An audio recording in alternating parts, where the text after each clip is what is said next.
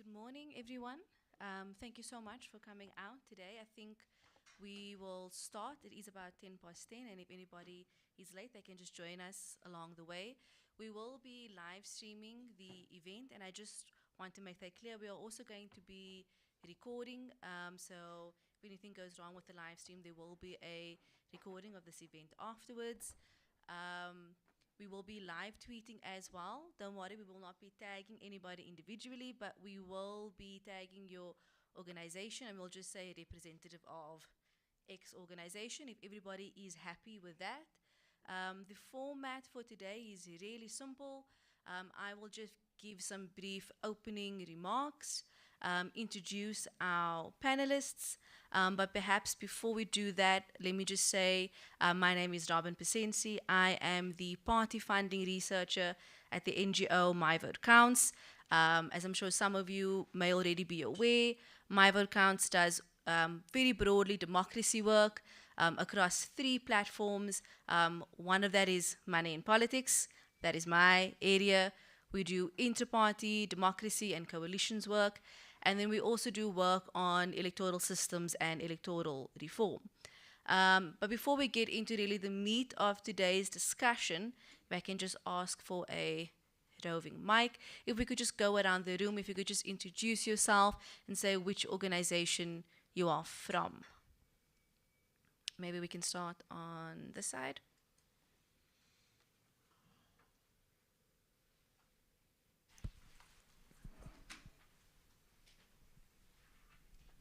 Good morning. My name is Praveen Naidu, retired head of the Integrity Management Unit at the NPA as of last year, but I'm very closely involved with a number of alternate institutions focusing on integrity. Thank you. Thank you so much. Welcome. Morning, my name is Thabo Rapo, research manager at the IEC. Welcome, Thabo. Thank you. Morning, I'm Caroline James, the Advocacy Coordinator at Amamagani Centre for Investigative Thank you. Journalism. Welcome, Caroline. Morning, everyone. Percy Gianni, IEC, Political Party Funding. Thank you. Always nice to have the party funding unit in the room. Josisi Letsoke, IEC Party Funding. Thank you. Good morning, everyone. My name is Buikanyo Moloto, Political Systems Researcher at My Vote Counts.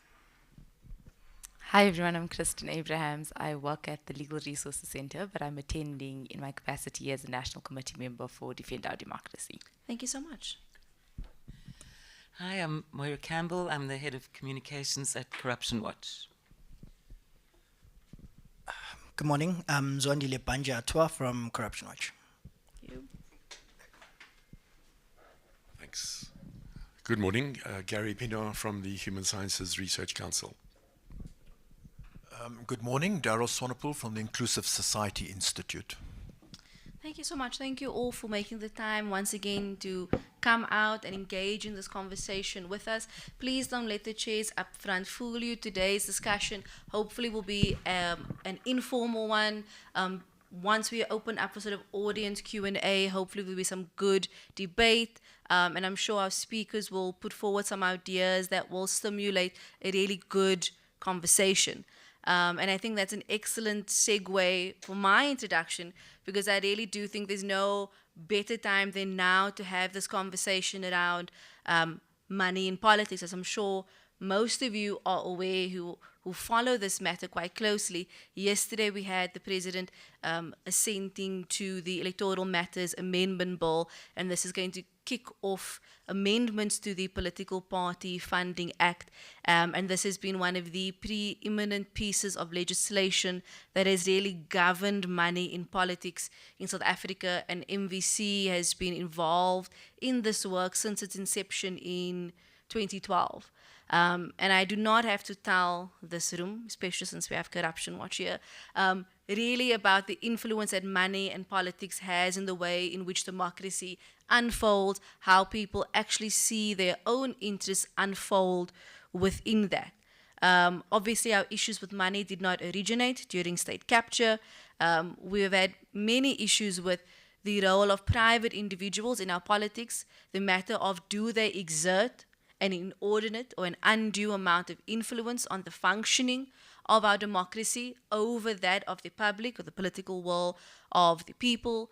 But we also have an issue of, well, how do we fund a democracy to make sure that we do have sort of robust and competitive political alternatives, and that we have these representatives that the people can actually see are working in their own best interests.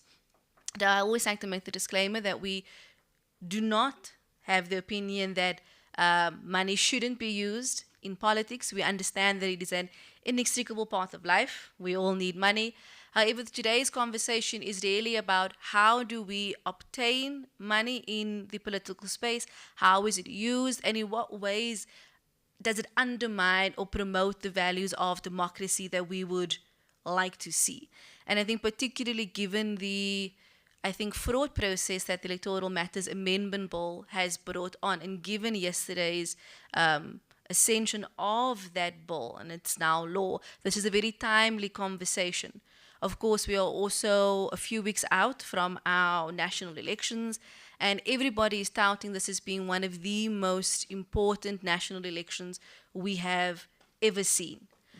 Mostly because we are talking about challenging a political status quo that has been in place really since 1994. And I think for the first time, there seem to be some tangible ideas out there that perhaps our governing party will lose its majority, and this really opens up a new space in which to discuss what other political alternatives may step into this space, and what has their funding journey been like, and what can we expect from that if they are going to occupy a public space as our representatives. So, we've already had our speakers introduce themselves, but we have Maswandile from Corruption Watch, Programs Coordinator for Corruption Watch. We have Advocate Gary Pina from the HSRC, and we have Daryl Swanepoel from the Inclusive Society. Each one of them have contributed either in their positions at their current organizations, in academics, writing, serving, in Daryl's case as a member of parliament as well. So intimate knowledge of this area of money in politics, how it works both from a civil society perspective and from a perspective of a parliamentarian. So I think today's discussion will really be fruitful. I'm looking forward to the questions that you may have. And I think I will cap my introductions there so that we don't waste too much time. And I think we will have Gary first, who will give his remarks, followed by Daryl, and then we will have Maswandile. Thank you.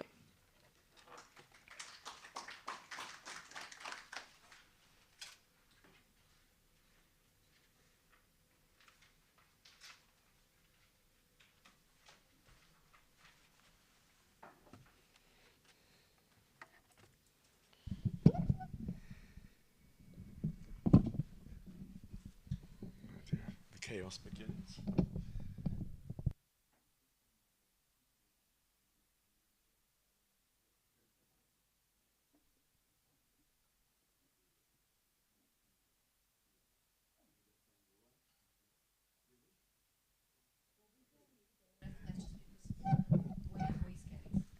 Okay, let's give it a try like that. Okay, I'll slouch slightly. Make myself look worried, as we all should be, as we await the president. So that's great, thank you. So good morning, everybody, and sorry for that little glitch to start.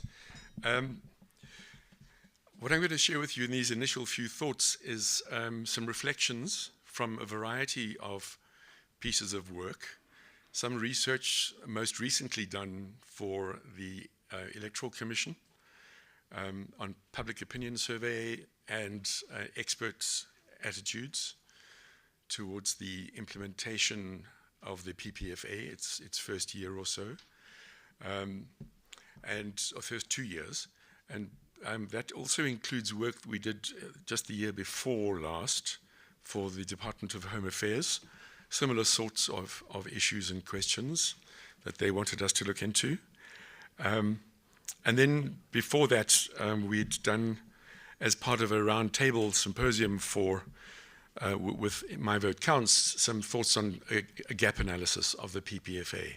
What were some of the weaknesses in the existing legislation at the time?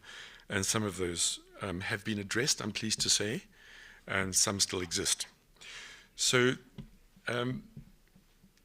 the big trend that we've seen in the last 5-10 years is that private funding has overtaken public funding. That's understandable. I think as financial constraints have faced government, fewer rands available for distribution to political parties, they've needed to look elsewhere. And as we heard yesterday, the President approving the legislation regarding not just amendments to the PPFA, but also public funding, the budget really, essentially, to go to Home Affairs that's earmarked for the Political Representative Fund, I think it's called now, the PRF, because it now includes independents who may be elected, and it was set at 200 million. So that's where public funding is, at least from that source, through the IEC's fund, is now 200 million. Of course, in addition to that, there's parliamentary and provincial legislature funding. I won't go into the details of the methodology. That's available if you'd like it. But just to give some snapshots, and this was during the course of last year, about 41% of the broader population said they had not heard much about the PPFA, didn't really know anything at all about it. 26% knew a little. 19% said they knew quite a bit.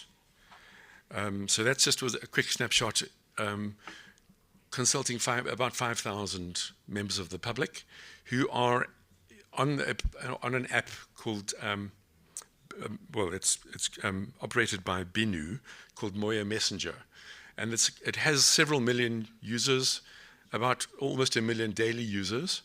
And so they are people who generally regard themselves as active, knowledgeable, and aware of current affairs. And this is an opt-in survey. So they would choose to say, okay, this is something that sounds interesting, I will participate in the survey. So that was really quite surprising that this is something that interests them, but they know very little about the legislation itself. Nevertheless, about 80% of them had said it was extremely important or very important to collect and publish information about the sources of party funding. Public support for reporting all donations that political parties receive was at 82%, strongly agree or agree, and about 10% disagreed or strongly disagreed. Slight wrinkle to that, and it's not entirely clear why, but the public support for keeping large donations to political parties secret was at 23%. So some little, an unexpected wrinkle, I would say, compared to the previous response, but nevertheless 63% disagreeing or strongly disagreeing that large donations should be kept secret. Then popular attitudes on whether donations of different types should be secret. 57% said all donations should be reported, and 19% said only large donations should be reported, and 5% saying all donations should be secret. So again, slight variations there, but I think the overall trend, I think, is quite clear. Then we undertook a number of key informant interviews with experts, so subject matter experts in academia, in the media, so journalists who report on these things on a regular basis, political party representatives where they were available, trade unions also again where they were available. And we found a number of areas of agreement, but some areas of disagreement. The impact of the PPFA on political parties, one would understand there would be some inherent tension between the desire for openness and transparency and the right to information, our constitutional rights, but the associated right to privacy of donors, and their desire perhaps sometimes to remain anonymous, or sometimes absolutely, sometimes in certain circumstances. So there was quite a divide among the responses we got there and among the people that we interviewed. Some repeated the well-known explanation that there's a well-founded apprehension of negative consequences if they do disclose that they are donors to political party A, and what might that mean for government business, for example.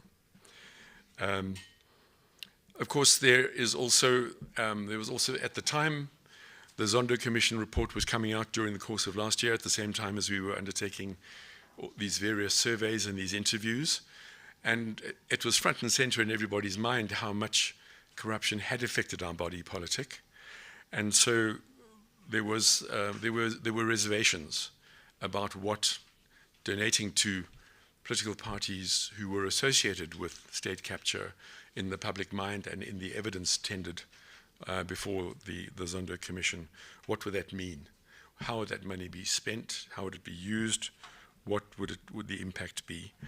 Many people that we interviewed said that the PPFA itself is a compromise.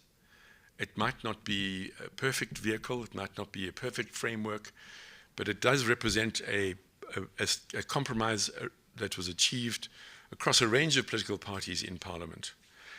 A recognition that some transparency is needed, that some private funding is needed, that public funding remains necessary, and that thresholds for disclosure and donation caps from various sources were roughly a decent compromise. They did also say that this was an important landmark for the public interest. Prior to that, really, the legal regime had been in favor of political parties alone. Now we have a framework that recognizes the rights and interests of donors, political parties, and the general public to know, to have an informed vote, to have facts on the basis of which they could take an informed decision when they cast their ballot.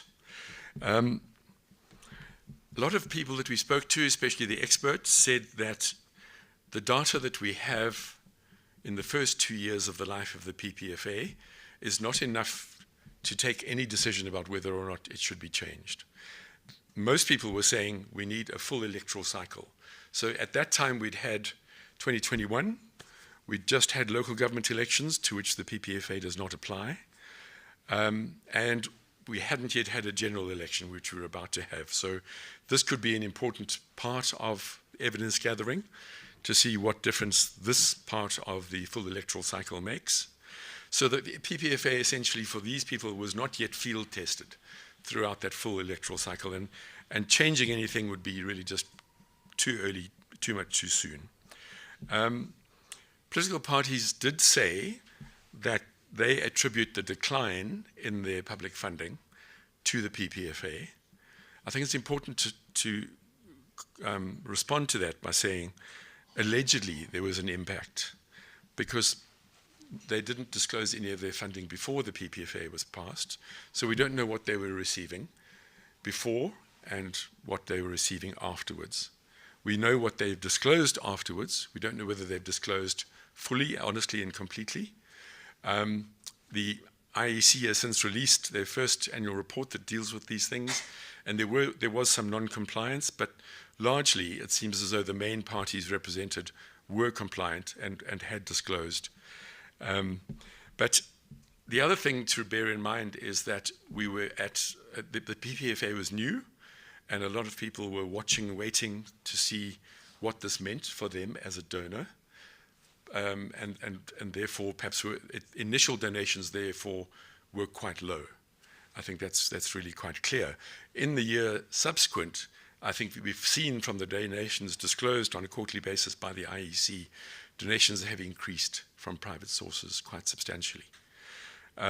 We've also seen the same source, the same donor, donating to a range of political parties, which is interesting, rather than to the Multi-Party Democracy Fund, which is another interesting wrinkle that we don't yet fully understand. I think also just bear in mind that local elections and national elections and provincial elections are quite different, and there's generally a lot more interest in national elections than locally. Never mind the funding allocations. The political parties that we interviewed did recognize, while they obviously want to maximize their financial resources, recognize that that is not does not necessarily correlate with better results for them. So the causal relationship between having more funds and getting more votes or voter support, there's no direct correlation. There might be some inference one can draw, but there's not a neat causal relationship. Political parties also recognize that they do have constitutional obligations to uphold and to promote those constitutional values and principles of accountability and transparency. And they did want a better balance between political parties' rights and responsibilities. And for them, the PPFA did represent that in large part. And so generally, among all of those stakeholders that we interviewed, more, not less, transparency and accountability was wanted and needed. And weakening the PPFA would represent a regression. There was also some of the findings, especially when it comes to corruption, is there's a need for evidence-based discussions about what factors do or may impact on the funding of political parties.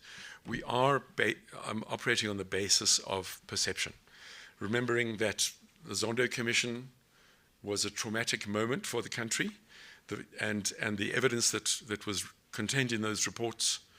But nevertheless, we've seen increasingly large donations made to a range of political parties. So perhaps there's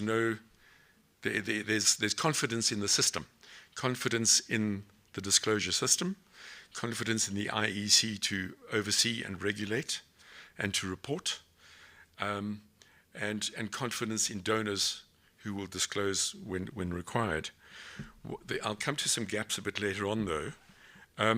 One stakeholder that we did interview that said they were happy to be quoted on the record, Business Unity South Africa, they said in terms of their members, they were already seeing and experiencing a change in behavior. They were not willing to be explicit about what that meant. So did that mean that in the early days of the PPFA, they were watching and waiting and not donating, and later on they were beginning to donate? What that meant was not clear. And clearly they were not donating to the Multi-Party Democracy Fund, because we know donations there have been really low compared to donations directly to parties. So we need to understand the reasons for that.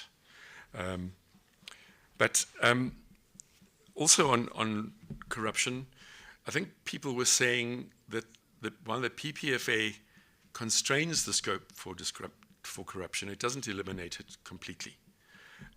It is aimed now primarily at protecting the interests of voters and citizens and the general public, and so there is more of a balance when it comes to dealing with corruption. There are mechanisms now to curb and constrain, but one big gap in the legislation is that the PPFA doesn't track expenditure. So it tracks income, it tracks donations, but it doesn't track expenditure. And that's the part of political party financing, or now let's call it political financing, because independents are part of this frame. That's the part of political funding that it's in plain sight, generally speaking. It's easier to see what parties are spending their money on. If you have a big rally, you know there must be these kinds of costs associated with that kind of event. Or if all of your people turn out to a rally with an umbrella or a T-shirt, or you're seeing posters going up, you're seeing that expenditure. And so there's still, I think, there is that perceived and actual deficiency in the framework at the moment.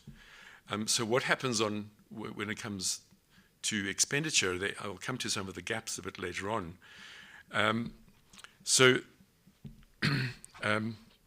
I'll just move on to that as quickly as I can, but I'll just deal with the PPFA and independence, because particularly the IEC was interested in what the perception was around changing the PPFA when it came to accommodating independence, knowing, as we did last year, that the Electoral Act had been amended to allow independence in principle to stand, although the modalities were still being worked out in Parliament during the course of this study. So we know now that generally speaking, everybody that we spoke to was in favor of allowing independents to participate. And without knowing how the legislative game was going to play out during the course of last year, when it came to how, first of all, independents would be accommodated, and how and in what areas they would be allowed to run, and under what conditions, and what, for example, the number of signatures, what would be the size of the area that they would be standing in. We now know it's equivalent to a province, although it's called a region. But we still don't know what the electoral system is going to look like. That is still under review.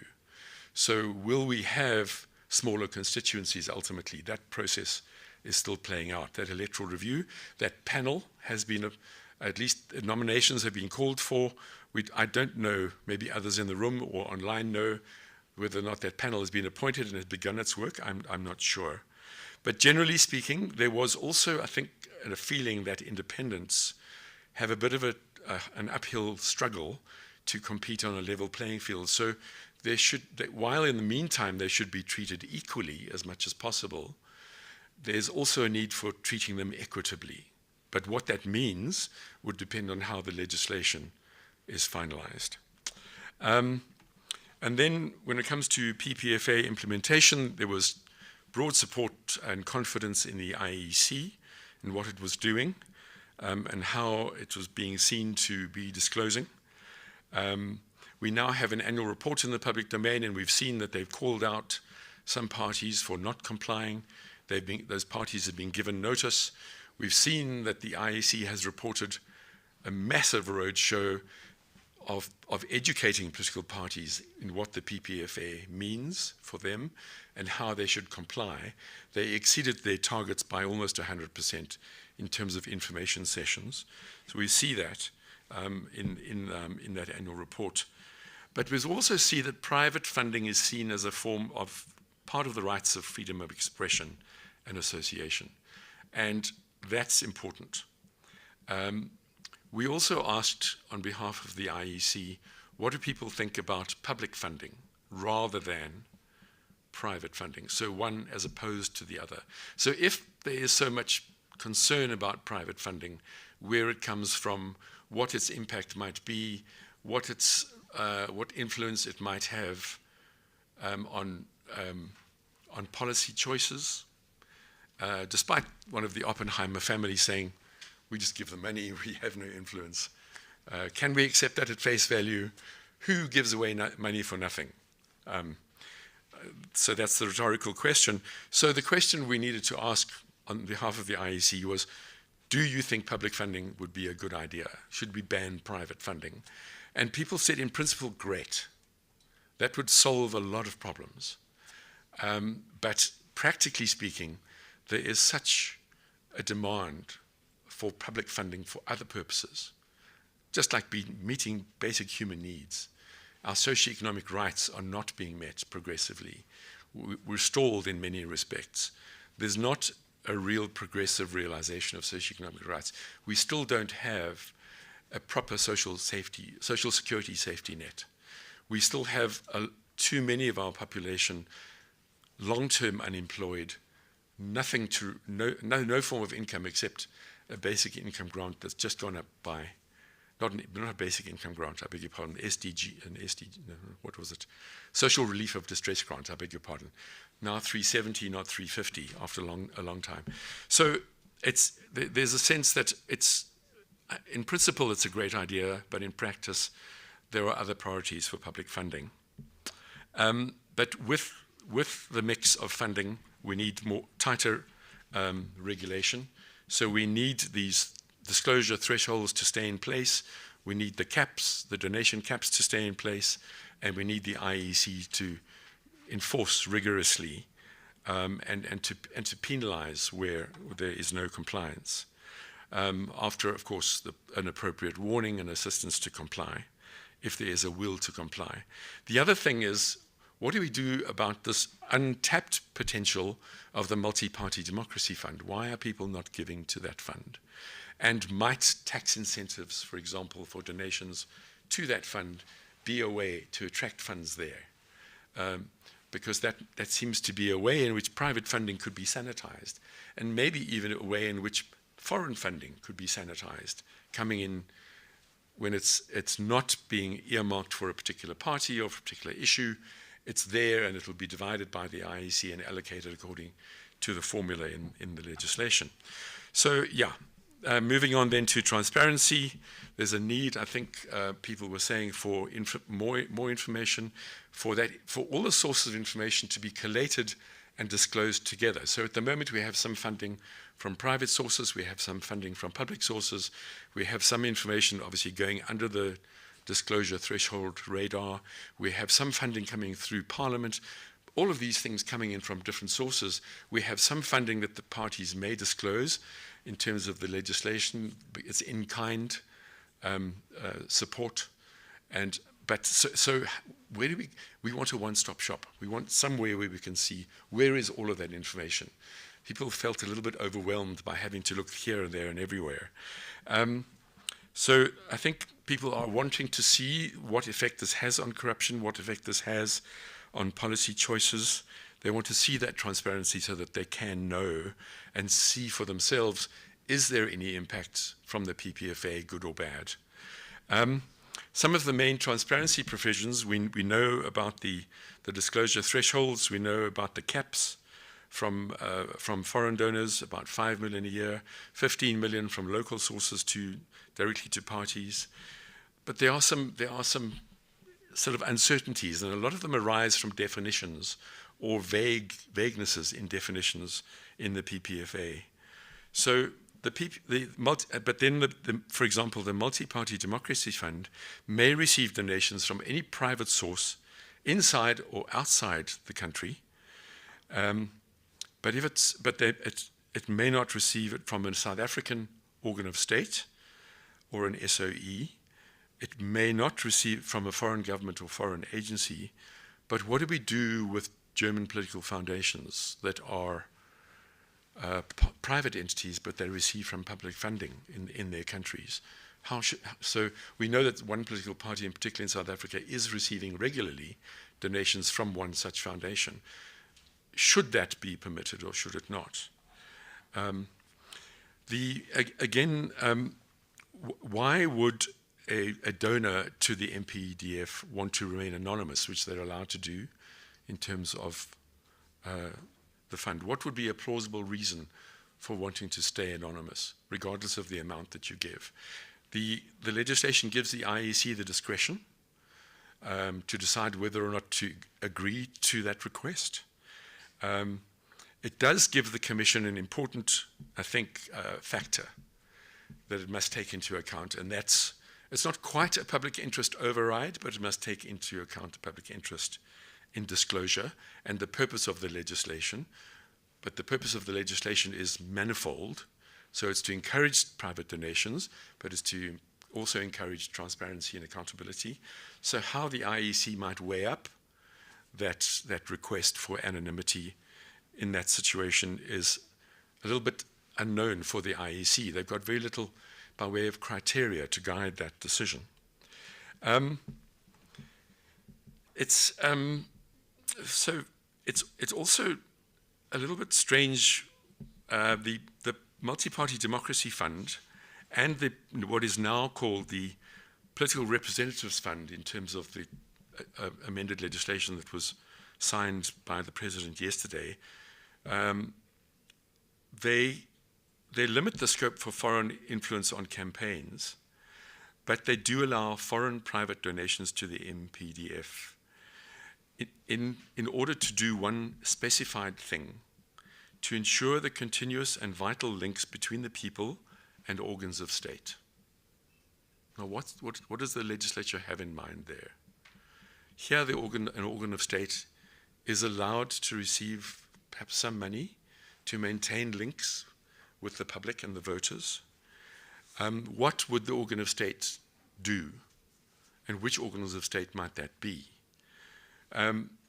Might it be public consultations on service delivery? But who would be in charge of those organs of state? In the Western Cape, it would be the Democratic Alliance, the opposition nationally. everywhere else it would be the ANC. So who would benefit from that funding? And who would come to those meetings? And how would those meetings be run? And could this be interpreted to allow what's going on at the moment that's being questioned in the media? We see a lot of government reports or departmental reports, so government reports, of what they've achieved over the last 30 years. Are those publicity campaigns, could they be funded through this route? Because they're an organ of state and they're liaising, they're maintaining contact with the public, they're reporting on 30 years of democracy and the change and what's good and what's bad and what's been achieved, potentially. Chapter 3 of the PPFA, direct funding. Nothing prevents foreign persons or entities donating for training or skills development within political parties, but a foreign entity here is not defined in the legislation, and training or skills development is not defined. And I think there are ways in which there might be some wriggle room there. I won't go into too much detail. Political parties must disclose donations from anyone above 100,000 Rand. A juristic person, so that's a legal person or entity, so a company or something similar to that, must also make a disclosure to the Commission. So you have both the donor and the recipient must make a disclosure. If the donor is a natural person, a human being, an individual, they do not have to make a disclosure to the IEC. Might that not tempt the political party to say, maybe we can get away without disclosing this particular donation? What's the reason for, it's such a simple thing to do. I write a letter, I'll send an email to the IEC. Why, as an individual, should I not be required to make that disclosure? One important thing that has changed is that there was no, at the time of the study, access by the IEC to beneficial ownership registers. So there could be some verification by the IEC about who is the actual donor by looking at the directors of a company. But you couldn't, as the IEC, look at who were the shareholders in that company. And now you can. There was a General Laws Amendment Act, and it's now been confirmed in the legislation signed by the President yesterday. The public generally, and that includes the IEC, of course, now has access to the beneficial register held by the CIPC, the Companies and Intellectual Property Corporation. So the CIPC holds that information. Companies must lodge changes to that information, and of that information with the CIPC, and the IEC can now see that. The problem is funding is global. Corporations are global. We live in a globalized world, and offshore holdings can be hidden in shell companies and offshore companies that are not necessarily subject to the same disclosure regimes. Obviously, there are efforts through the FATF to disclose, to progressively have these kind of disclosure regimes in every country, but they're not there yet. So moving on just quickly, you may not deliver money to a member of a political party, cannot deliver a donation. Why not to say you may not make a donation? Why they use the word deliver? So that means maybe I'm not permitted to carry the bag of cash. That's delivery. So if I'm the donor, I can make a donation if I get somebody else to deliver it for me. Or I can deliver it to somebody who's not a member of the party, but one of their relatives. There just seems to be strange, loose terminology in this provision. So just a couple of other things that's not in the PPFA. Some of course, these are missing donations. One important thing potentially that's not there and not dealt with are investment vehicles. So they're not covered, they're not required to disclose.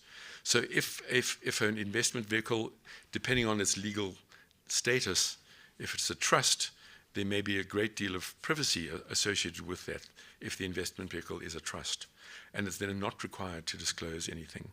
Of course, if it gives anything to the party, then the party might be required to disclose. The other thing that's not here, and we were asked to look at this particularly, is small donors are not mentioned here. So if you are a small donor and you make a small donation, what does that mean for democracy? Why is there a focus here on big money? We can understand there's a good reason. You're more likely to be subject to influence and undue influence if you receive undisclosed amounts, large amounts. But if you are not requiring the disclosure of small amounts, what does that say to ordinary people who might want to give small amounts of money, that you are not important to democracy? And so there might just be a perception issue here. Maybe it is important for political parties at least to disclose indirectly, for example, how much they receive from membership fees, as an example. Because that's where small donors would often make their donations as membership fees. They might not, but they might also make them as donations. But if they do make them as donations to a party, to do a small favor, 99,000 Rand could be an inducement, but you don't have to make that disclosure. The other thing that was missing, and because we were doing this study in part for the IEC, is there are no regulations for the IEC in the way in which it conducts its regulations. And some people were saying, does that mean that the IEC would take us seriously if we lodged a complaint? Would they investigate if there are no procedures set out for how they conduct that investigation? A couple of other things, just very simply and finally. There's no recognition of a similarity between trusts and other investment vehicles in South Africa and this pernicious influence in the USA of political action committees, where you can really not be a political party. You can have an interest in supporting a political party or some of the elements of its campaign platform, and you can basically run a parallel campaign and there are no constraints. And there are similarities between that and buying public influence through advertising. And there are no constraints, no limits on what private corporations or wealthy individuals can do there through these political action committees, and what trusts can do here. And yet there's no regulation of that here. And then there's also some problems with the donations in kind.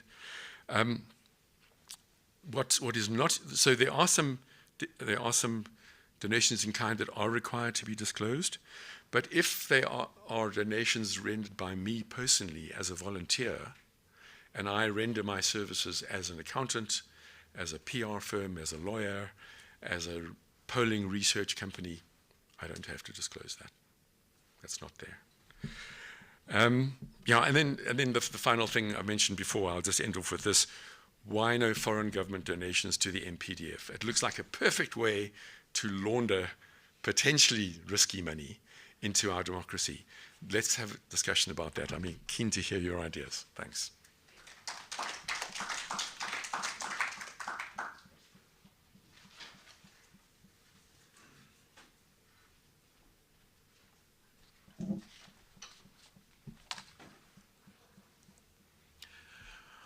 Well, my starting point, first of all, thank you very much to my vote counts for this important discussion. I think it is a necessary discussion. But my starting point is that when one considers disclosure of private funding to political parties, it needs to be done in a holistic fashion and not on an ad hoc basis. Because whilst we want to enhance accountability, we do not want to, in the process, disenfranchise political parties. The first notion that needs to be removed from the public discourse is the notion that money in politics is bad. It is not. It is the motivation that drives the donation that determines whether the donation is good or bad. Given money to enhance democracy is a good thing. Given money for personal gain is corruption. If we starve political parties from resources they need to run their operations, to fund their communications, to finance their campaigns and their policy development, we will neuter the ability of our public representatives to function as effective representatives of the people. They will become pawns of the executive. It is when parties do not have the resources to develop empirically researched policy positions that wild and unimplementable promises are made. This undermines democracy in that it reduces public trust in the political establishment. It is when smaller parties do not have the resources to effectively communicate their programs that the battle of ideas is eradicated to the advantage of the larger parties that may or may not be performing. An advert in a newspaper costs the same for a small party as it does for a big party. So money is important, but that money needs to be clean. The second notion that needs to be done away with is that sufficient clean money will flow to political parties to adequately fund their activities in a high disclosure regime. This has not been the case anywhere else in the world. Why will it be different here? It will not. And we have seen the party resources drying up since the implementation of the Private Funding Political Parties Act. And let me interrupt myself here by responding to Gary that says there's no empirical evidence. I have been intricately involved in party political funding, and I can assure you that it does have an impact. So when studying international practices, it is quite clear that when there is a high disclosure requirement, there's high public funding. And where there are low disclosure requirements, public funding is lower. So we must accept that if we increase the disclosure requirement, we will need to increase the public funding to the parties. That is not the case in South Africa. We have introduced relatively high disclosure requirements, but we have not concomitantly adjusted the public funding. In an assessment done by the Inclusive Society Institute on whether South Africa's democracy is properly funded, when compared with 3 European jurisdictions, we found it to be materially underfunded. When considering amounts allocated directly to the parties, South African parties receive a mere 1/3 of those in Germany and around half of those in Sweden and the Netherlands. This is at power purchasing parity, so we are comparing apples with apples. And we specifically chose those jurisdictions since their political systems are based on proportional representation, similar to ours in South Africa, and we wanted to assess ourselves against well-functioning democracies, not dysfunctional democracies. Since the study, I must say that there has been some adjustments. Yesterday, a further adjustment, but it has not yet equaled the playing field. All of this to say that we need an upward adjustment of public funding, but let's be open and transparent about it, not underhanded.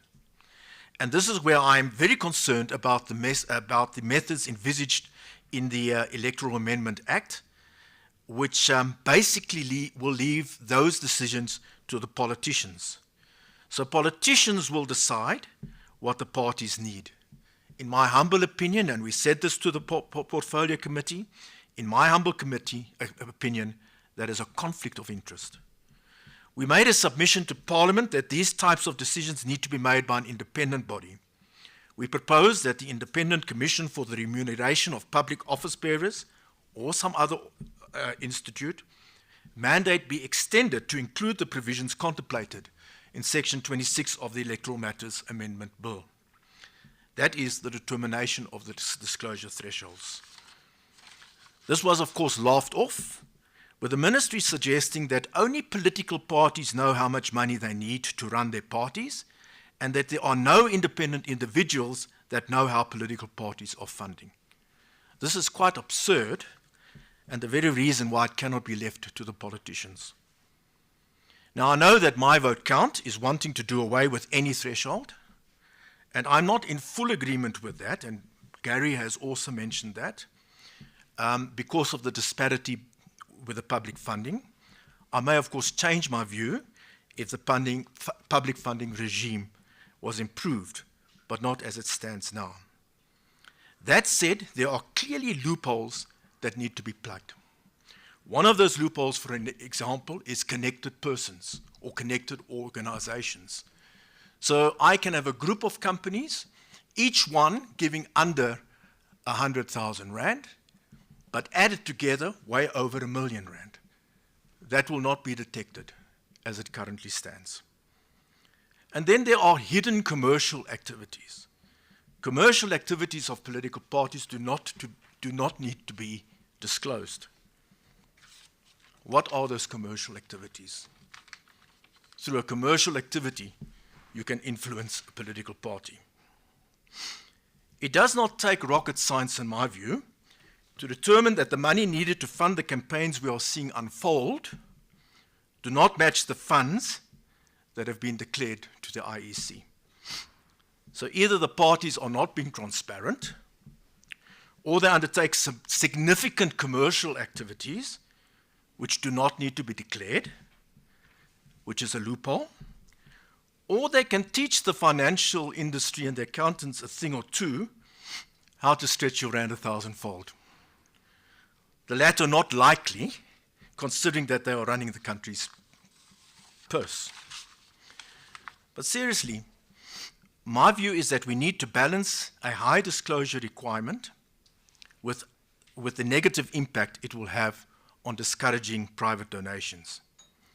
That said, if political parties continue to use all types of tricks to circumvent the spirit of the FPP, then they should not cry when things be made a little bit more difficult for them. Regrettably, in my view, practice has shown that the rules need to be tightened and grey areas need to be removed. Then may I turn to the sneaky trick of changing public funding allocation formula when passing the Electoral Matters Amendment Bill. From the current 1/3 split equally and 2/3 split proportionally back to the 90-10 formula. This goes against the spirit of what was envisaged by the Constitutional Court judgment and the elaborate parliamentary processes undertaken to introduce the PFPP only a few years ago. What has changed between then and now? Only one thing. The bigger parties are being bitten, and now they need to scheme themselves into a larger chunk of the pie. That is, in my view, underhanded. Simple solution: increase the state funding to a more respectable level. Should the nation aspire to a well-functioning and effective representative democracy, it must accept that political parties, lest the country is to slide towards authoritarianism, need to be well-resourced, and that money is necessary for inclusive democracy and effective governance. I think the public will understand that.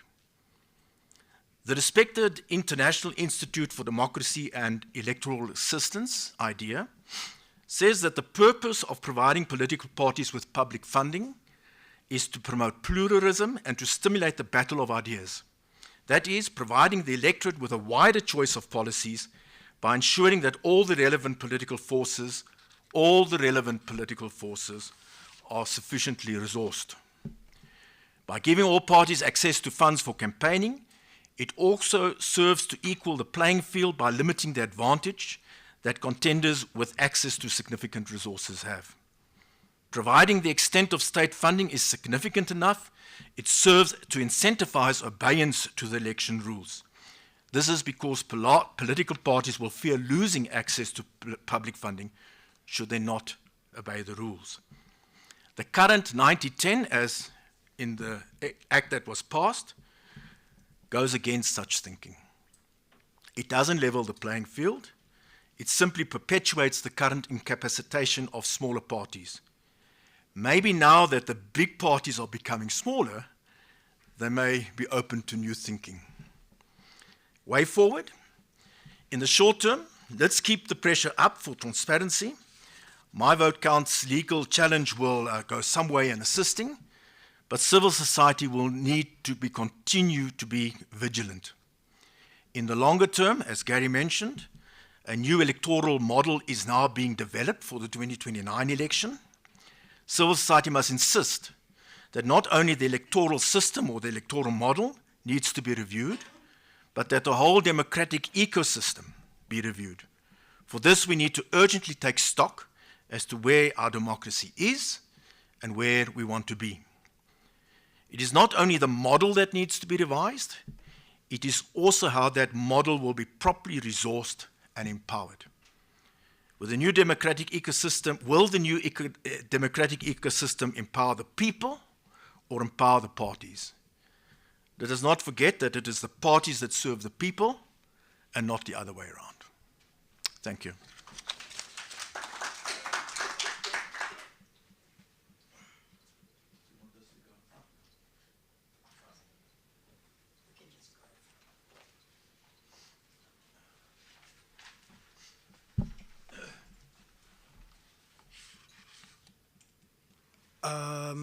Good morning, everyone. Thank you very much to My Vote Counts. You've been our comrades in arm from the beginning of this fight. So I am not going to be particularly long. I think a lot has already been said. I think I may have left my notes there. Sorry.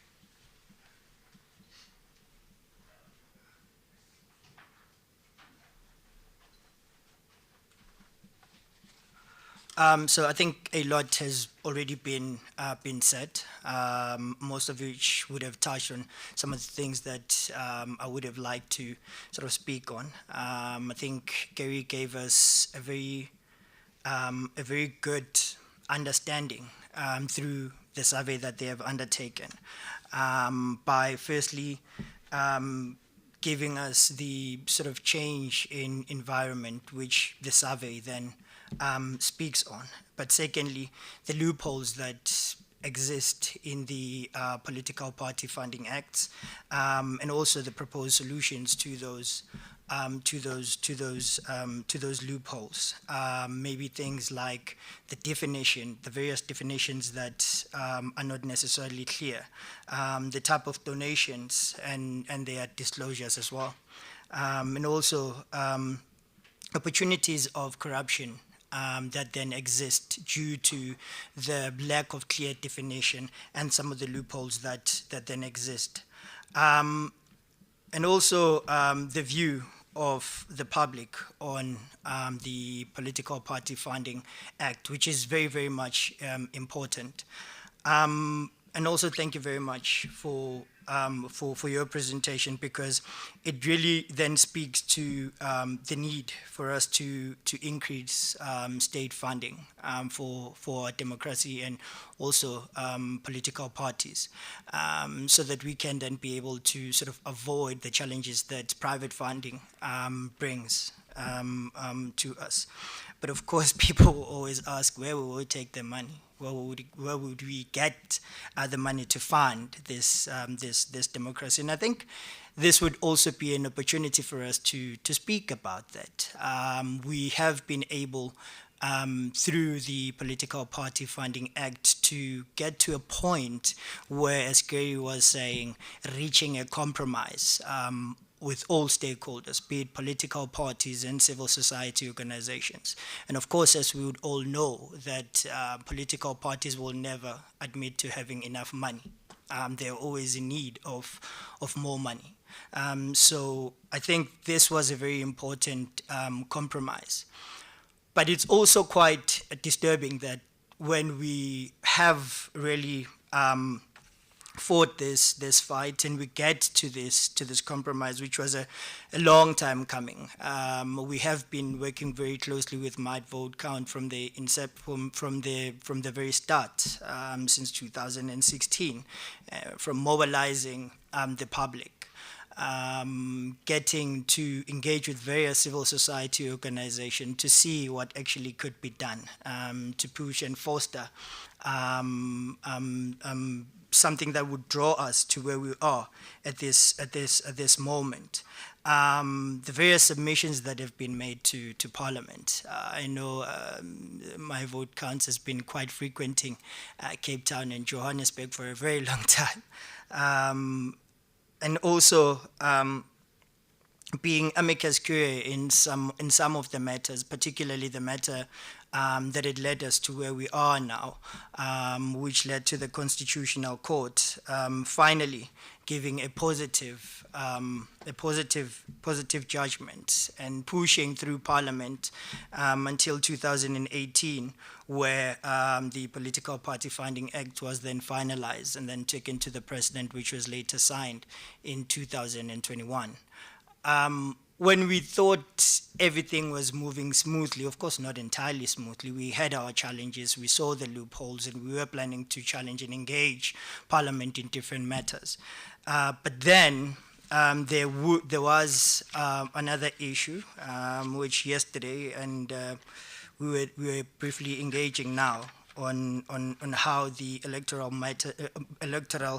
Matters Amendment Bill will then affect the Political Party Funding Act. So it seems as though when we take a step forward, we seem to be then given a very huge push to 10 steps back. So this is something that we need to, I think this is a perfect platform where we could then engage on, see the challenges that it then brings. But of course, it would seem that we would have to wait for the President and not necessarily or entirely jump the gun. But it would be important for us to know our standpoint at this particular moment. So that would be me for the moment. I'll just wait for the engagement. Thank you.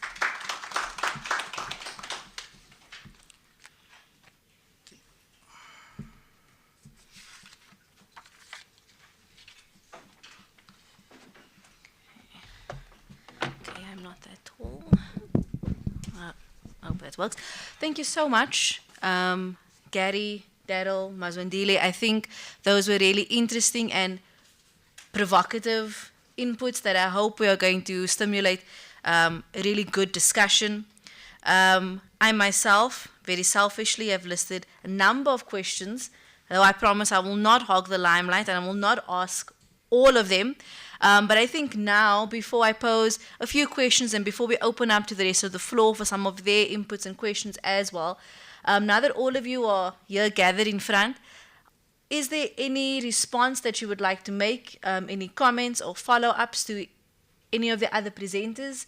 Anything that you would like to highlight before we get into the questions? Okay, your mic, thank you. Maybe I've just got one to Gary. Okay, can we do Gary first, Daryl, and then we'll go back to you. Thank you very much, Robin. And yeah, my apologies for being a little bit less than gracious when I'm not expressing my appreciation for the invitation to be here this morning earlier. I wanted to respond to something that you mentioned, Daryl, that the parties obviously do know their funding history, and they do know, they are able to say to themselves with certitude, we know what our track record was before the PPFA and since then, but we don't know as the public. And I think that's the point I was just trying to make. No, I agree with you fully.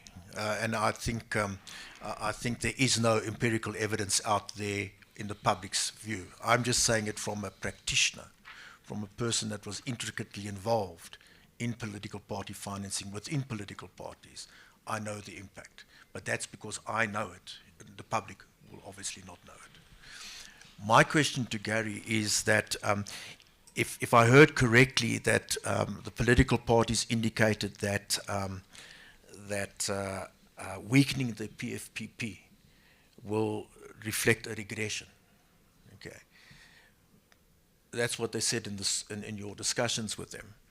But and Robin would know as well that during the parliamentary processes in the electoral amendments bill, Matters Amendments Bill, they clearly went ahead and weakened the PFPP. So although they say it will weaken it, is that just lip service? Because in practice, they did weaken it. May I just add a little bit of extra information from the discussions that we had during the interviews with political parties? It was mainly the smaller parties that were solidly behind the existing PPFA. Obviously, it's to their advantage, to their benefit. especially with the changed formula for public funding. And so the larger parties were perhaps less committed to it, and I suppose they've carried the day now with the amendment.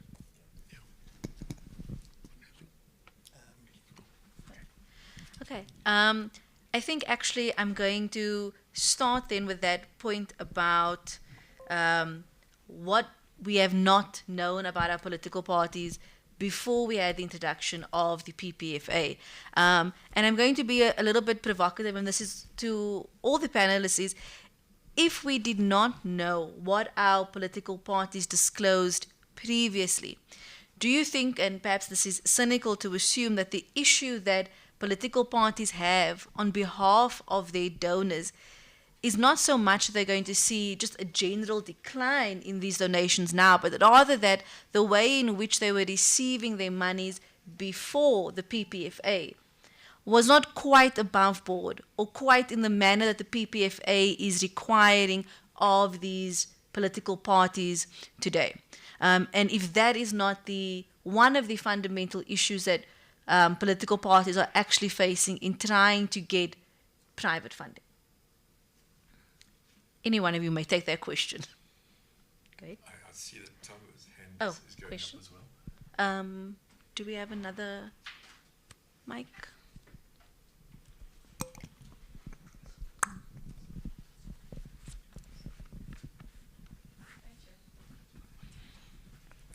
Thank you. Okay. Just to add onto that, Robin, Darrow had made a point about us having a review of our democratic ecosystem, and I'm just wondering, in terms of just taking into consideration that our political parties initially did not even volunteer that information before the PPFA, is that an indication of the quality of the democracy that they're also having internally? And what does that say how does that also reflect to our democracy externally or as a society? Just thinking about intra-party democracies, and the fact that part of the pillars of democracy are those accountability, transparency, that they needed a particular act for them to disclose particular information. So how does that speak to the intra-party democracies that are existing within the political parties, and then how does that reflect within our own society? Thank you, Bik. I think we have one other question that we can take on this round, and then we'll let the panel answer those questions. Question, yeah.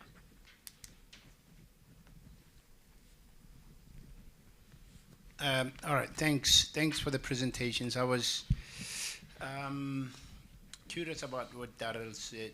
The information that you have, what you've been able to gather regarding the impact of the PPFA on party funding.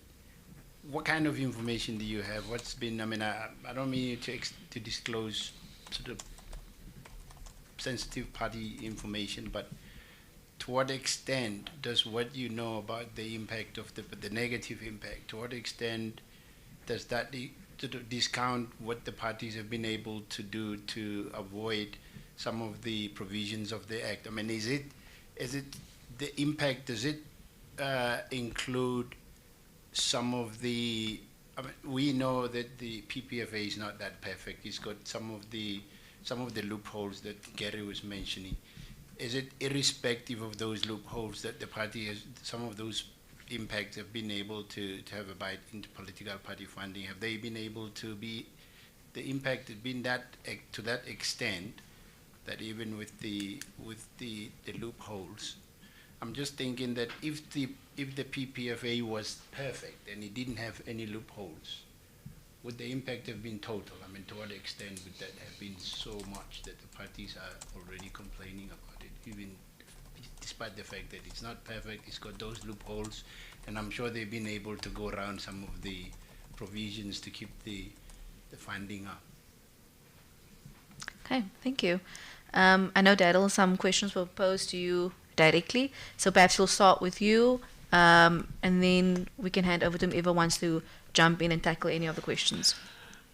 Well, I think if we had a perfect PFPP, the impact of private funding, the impact of the reduction of private funding would still materially impact political parties, because people do not want to publicly expose who they are giving money to, and therefore they will not give money because they want to remain anonymous. So I think even if we had a perfect one, the question of a reduction of private funding will remain, and the need for increased public funding will increase. You can look at European jurisdictions. There's very, very little private funding that goes into the political system there. It's mainly state funding that goes into it. So another point I'd like to make is that political parties would not voluntarily impose rules for themselves. I think they were very comfortable not having any legislation. And therefore, to think that they will come from their own sense of goodwill to say, let us declare, will not happen. Okay? And therefore, it is necessary to regulate it through legislation. Without legislation, it would not be there. And that speaks to the internal mechanisms of political parties. But I also want to say that much of the corruption that we have seen regarding money in politics has not really been the political parties.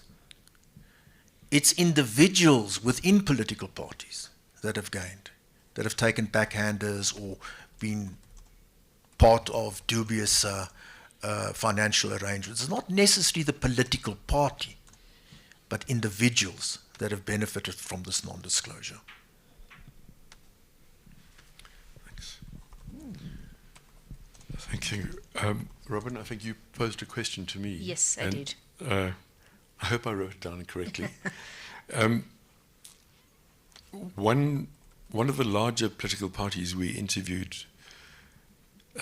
said that the PPFA had required them to improve the quality of their internal financial management. So it had that sort of positive spin-off and side effect. And in that sense, they welcomed it. They were required to get their house in order and to be very clear about how they managed their money, because everything used to go into one pot, and nobody really knew, what was available and who was using it and what it was being used for. So now things have to be accounted for in much more detail. The other thing is about, I think, to endorse Darryl's point about political parties not wanting to voluntarily disclose their donations out of the goodness of their heart. I think we need to bear in mind that political parties live in a very competitive ecosystem. We might be filled with the milk of human kindness as civil society or academics, but political parties live in a very rough and tumble kind of world. And I think if they are not sure that their competitors are going to be held to the same standard, they're not likely to volunteer any really sensitive information, because it's really part of their armory.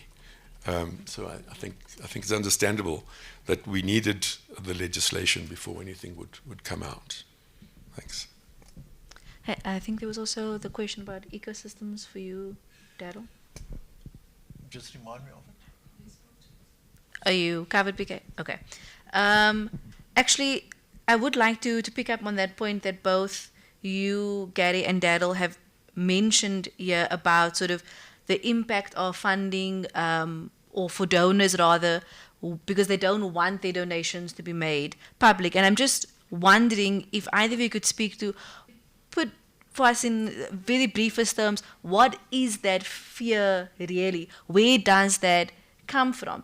Is there any sort of foundation to the idea that there will be some kind of political blowback, for example, for knowing that your name is associated with party X or party Y? And then secondly, how do we balance this right of privacy for our funders with the right of our people for access to information. This is a constitutionally enshrined right.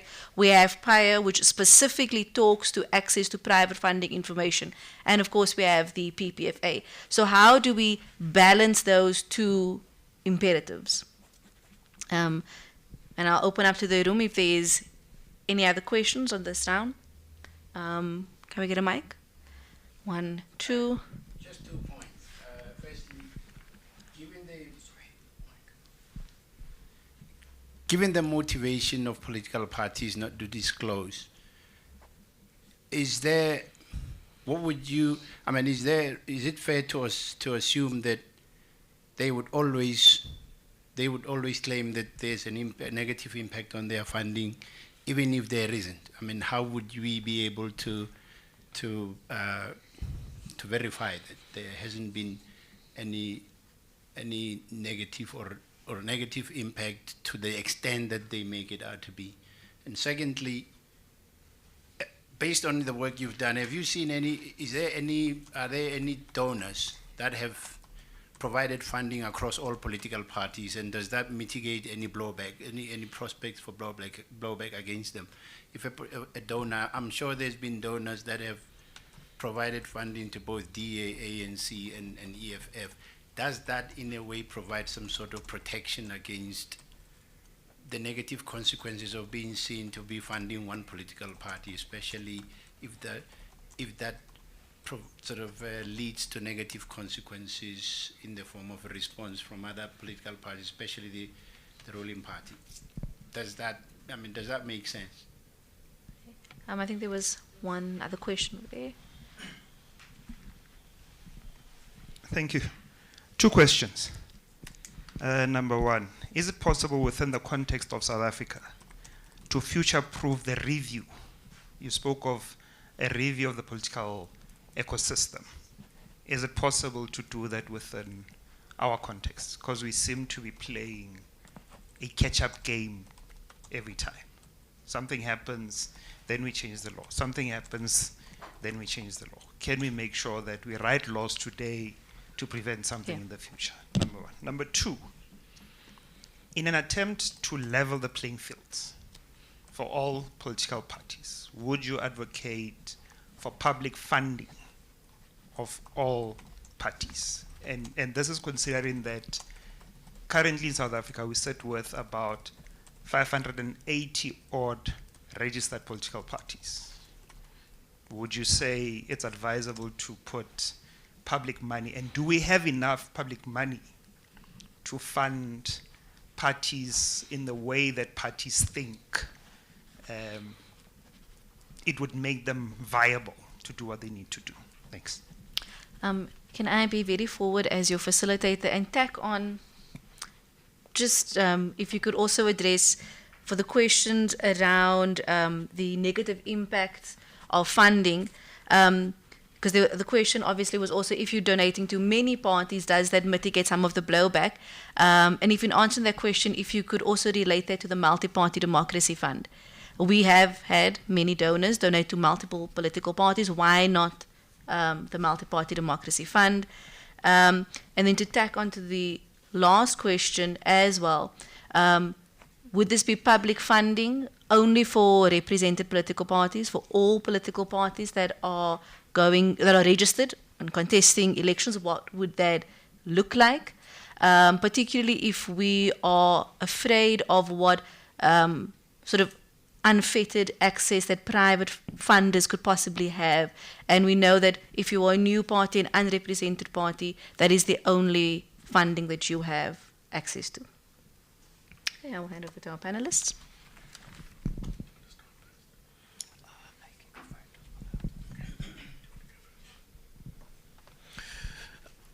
I want to be quite provocative. Why are the companies not giving generously to the multi-party political fund? They gave generously to the political parties, but not, and that has reduced, but that reduction has not gone to the multi-political party fund. Why? Is it because, and I'm just asking the question, is it because that the association of that donation doesn't carry the same weight when you give it to the multi-party political fund as opposed to a political party? And that, I believe, underscores the need for laws and regulations. To the question, Robin and over there, as to whether all political parties should get money, the answer is no. Because some political parties really do not have any support. And political parties will then be formed purely to get public funding. So you have to have some sort of mechanism to regulate it. And that's why I do believe public funding should only go to political parties that have actually proven themselves that they have got some sort of support. As to the quantum of money needed, do we have enough money to fill that gap?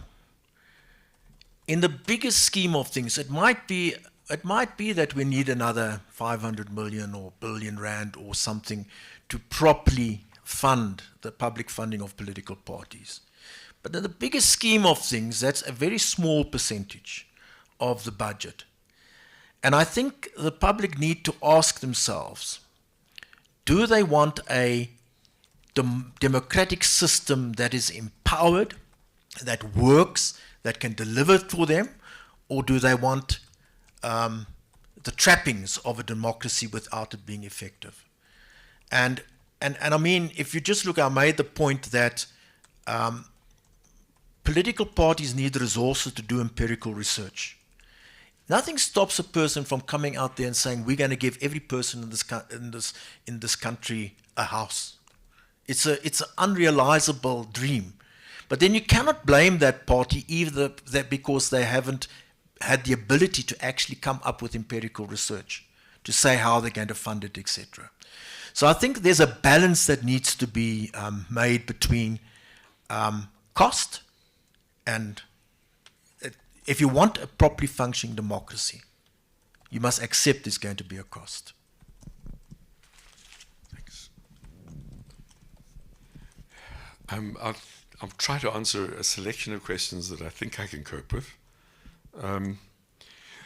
The one question, Robin, that you first asked, what has been the impact of donors' identities being known?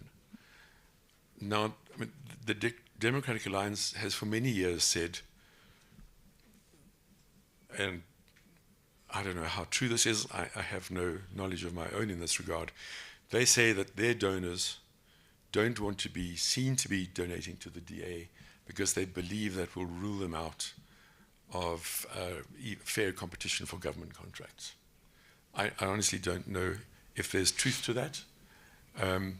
The way in which public procurement processes have been manipulated makes me think that it's plausible, potentially, in some situations, but I don't know to what extent. I agree with Daryl that there is no incentive, really, except to an angel or a saint to donate to the MPDF. You get no bang for your buck. You're donating to people whose ideologies and philosophies and platforms you dislike intensely, and you may be even opposed to. So, because you're obliged to put all of your money in one pot and you can't pick and choose who you support.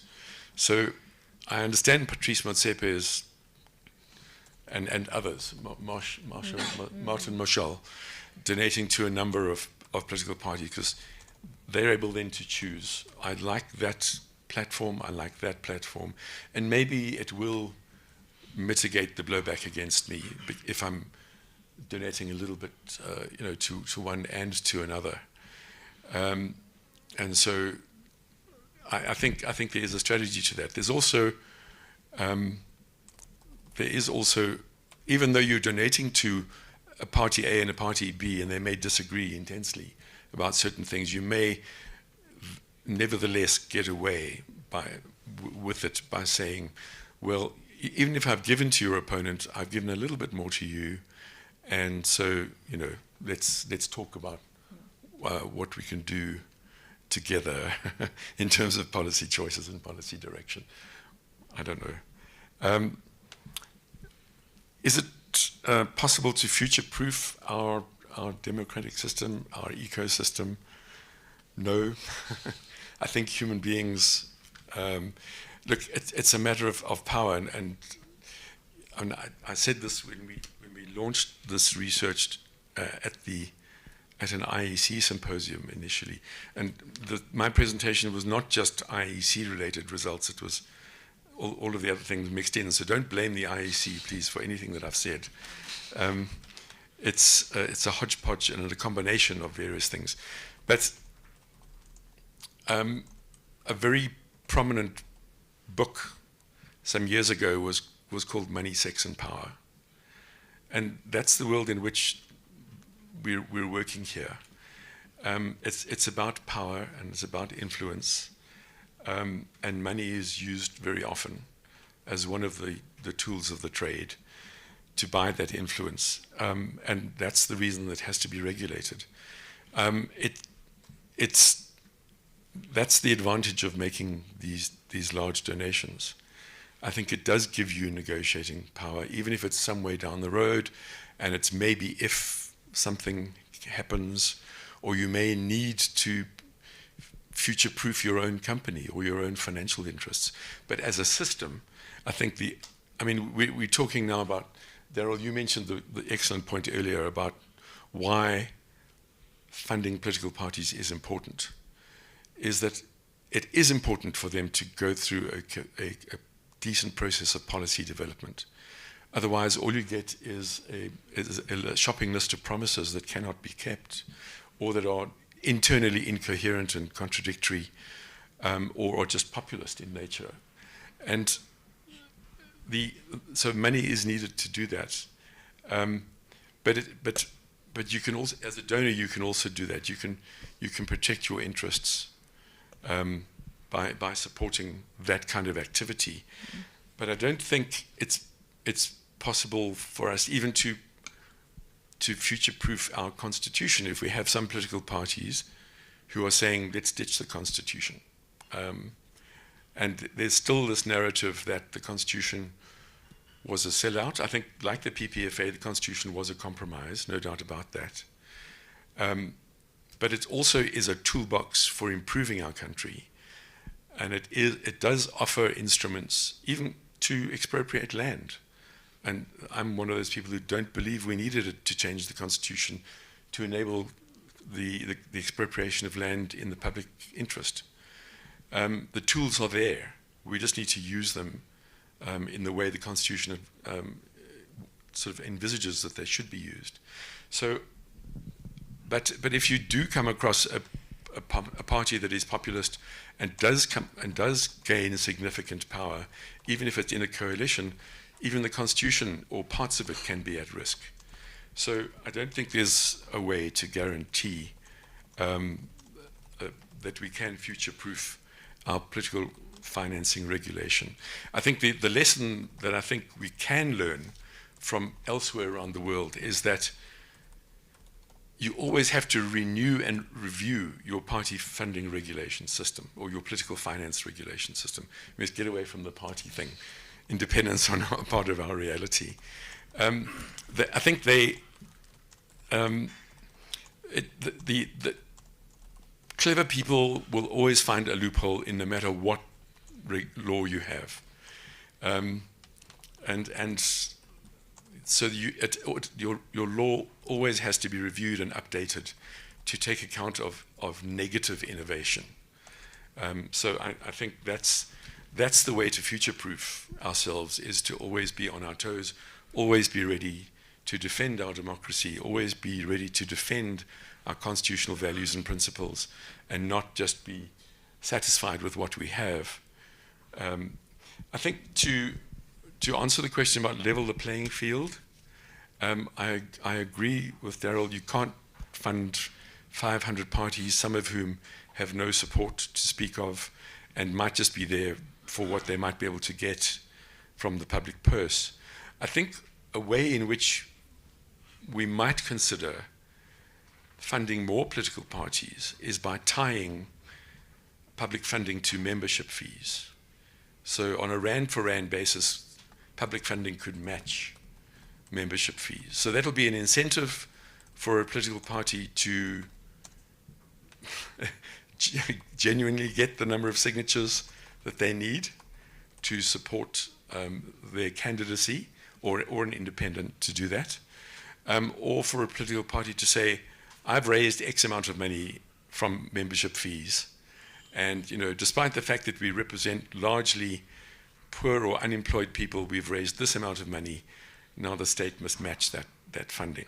I think that is a way in which we can level the playing fields, because then you'll get parties with large amounts of popular public support will then be able to attract greater amounts of public funding, and it's almost like an evidence-based formula. It's not a randomly decided formula, 90-10 or 67-33% proportional or equitable.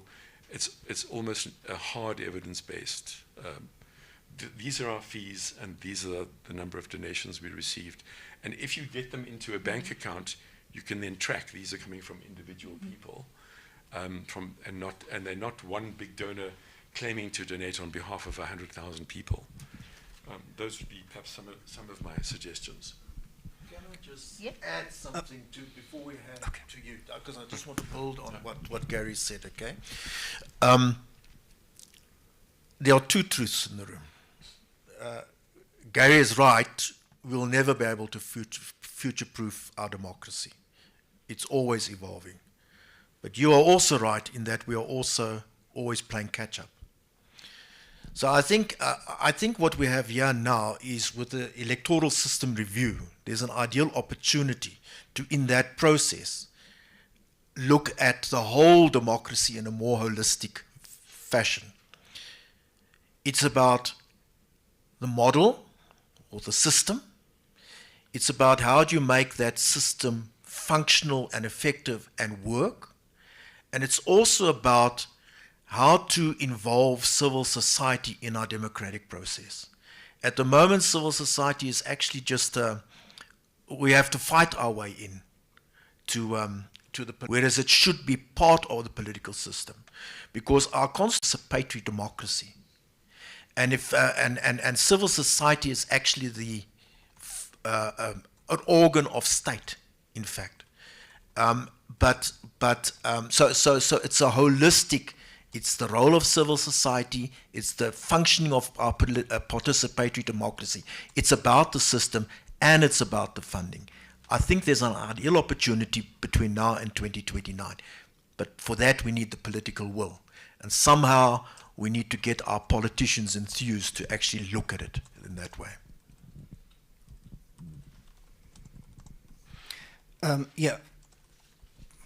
Maybe this is to add further confusion. But when you, can we actually maybe anticipate changes in private funding trends, particularly post the upcoming elections, particularly if their outcomes do not necessarily favor the bigger political parties like your ANC and the DA. Say, for example, they drop below their anticipated below the anticipated voter outcomes.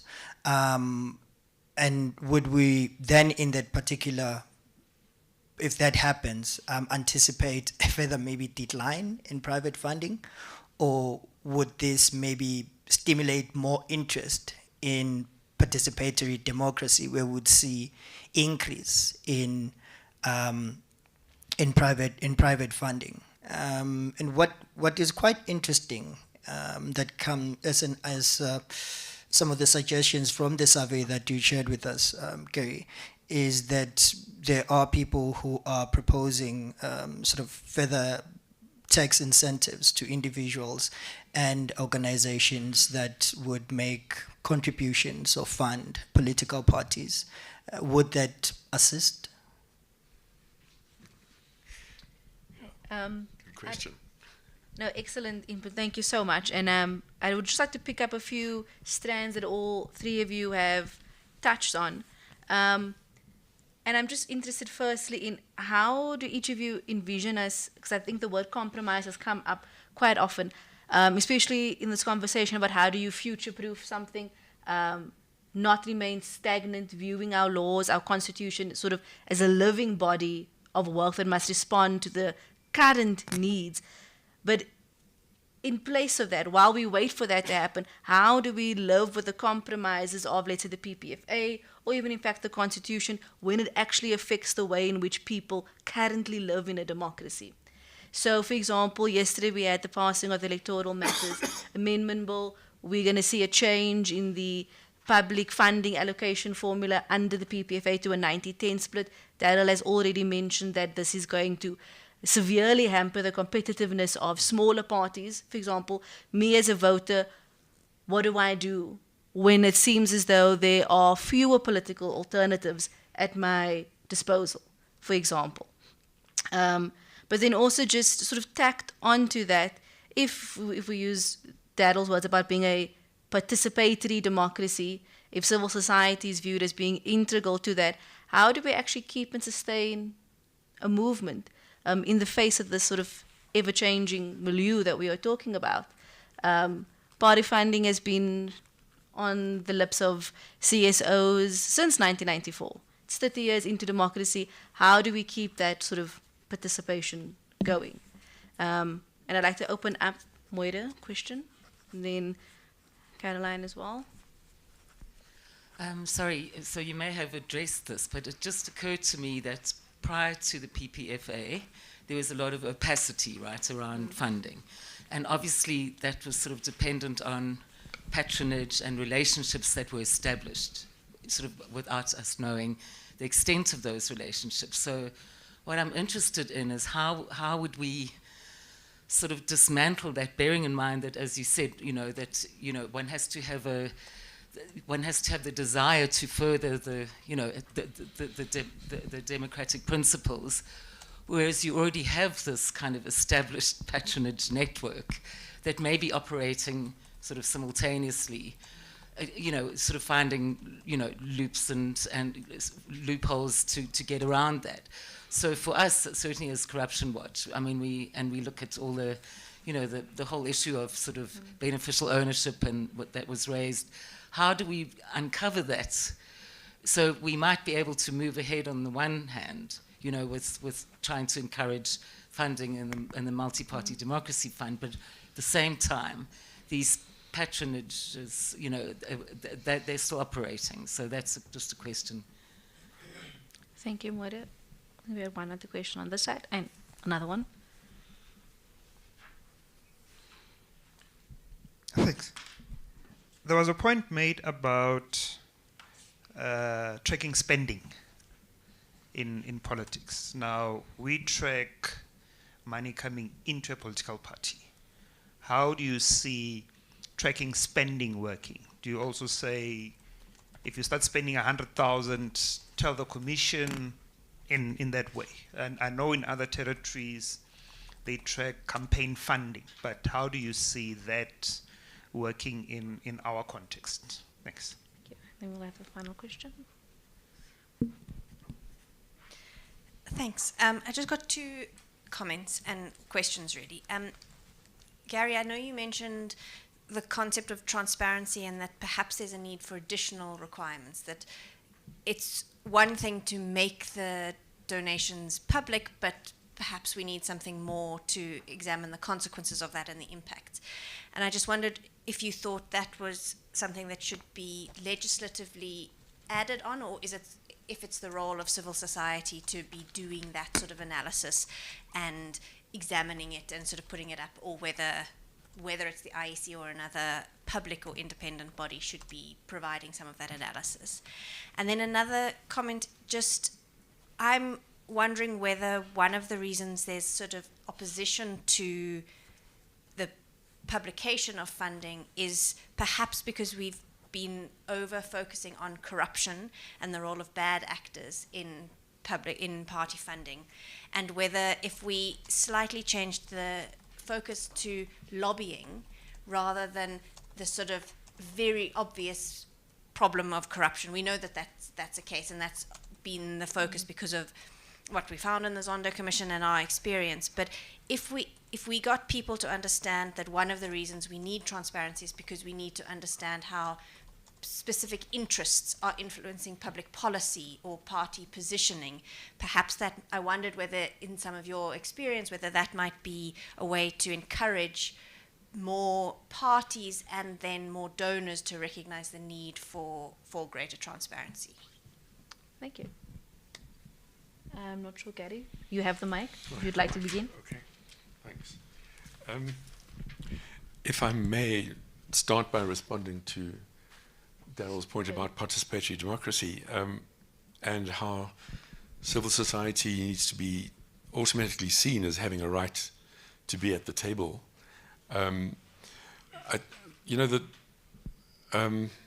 State capture was revealed by the Fourth Estate. It wasn't revealed by our policing system or by our courts or by our legislature. It was revealed by the Fourth Estate. And the Fourth Estate used to be described or defined as the media, but I think in our current world, civil society organizations are part of that Fourth Estate. And I think they are important. I think also to answer your question, Caroline, about tracking impact of funding, and also the gentleman from the party funding unit. How do we track spending in a practical way and an easy way? I was thinking about how we don't do it very well when it comes to parliamentary constituency offices. All a party has to do when it receives money for a constituency office is just to say, this is how much I received, and I spent so much on rental and so much on staff and so much on telephone and telecoms. I don't have to tell you what I spent it on. What did I do on those phone calls? What did I do in the space? And I think, for example, the purpose of those constituency offices is meant to be, first of all, to act as a clinic, the traditional clinic of an MP who has a constituency, but it's meant to operate on a non-partisan basis, so that you have people walking in or phoning in or emailing in and saying, I've got this problem, who do I turn to for help? Can you point me in the right direction? But it's also meant to be part of the infrastructure of participatory democracy. You're also meant to use that office as the base for consulting on legislation that's going through Parliament. And nobody seems to do that. And if they do, they don't report on it. If they did report on it, I think they get a gold star from the Speaker for their report in Parliament, because they've actually done what they should be doing as a constituency office. So there are ways in which you can require people to report more about what they do with the money that they get. So I think, exhaustive financial statements are, I think, beyond what we can reasonably expect. But I think when sort of significant line items are being sort of being drawn on of expenditure. So, for example, if you are doing research, what did you spend on it? If you did spend so much on polling, what did you spend? How much did you spend, and who did you spend it on? If you have paid salaries, which you can and you can't, depending on which source of money you're using, what do those people do? That sort of thing. If you did hold a rally, How much did you pay for bus transport? How much did you pay to hire the stadium? How did you pay for publicity? That sort of thing. I mean, I really haven't thought through the details. As you can probably tell, I'm making this up as I go along. But those are just some thoughts. And I think the start that we could make is to look at those countries that do track expenditure. And I think look at how they do it, rather than rely on me wobbling on here. I think it would be a much better way to start. But I think part of the ecosystem idea here is not just our electoral ecosystem or even our democratic ecosystem, but our governance ecosystem.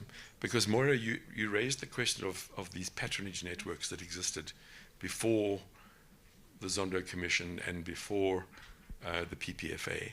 And those patronage networks still exist because we haven't sorted out public procurement. And the public procurement bill that's in Parliament at the moment, I mean, it's a slight improvement on the initial draft that hit the table, but the initial draft was so lacking in coherence that it would enable continued decentralization of procurement, such that local decisions could be made about how you run your procurement, or a great deal of influence could be had at local level about how you decide this is how we're going to regulate in this local authority. And I think we need much stronger, clearer lines of accountability from National Treasury that apply across the country to every institution. This is how public procurement must happen. And I mean, I know National Treasury has been trying to get a computerized reporting system in place for a long time, and they haven't managed to do that, even internally. So they can't report from provincial treasuries to national treasuries, to National Treasury. But nevertheless, I think we need to work on that, because that needs to be expanded, and procurement information is critical, so that there can be real-time oversight on a dashboard at central level, so that dipstick tests can be done.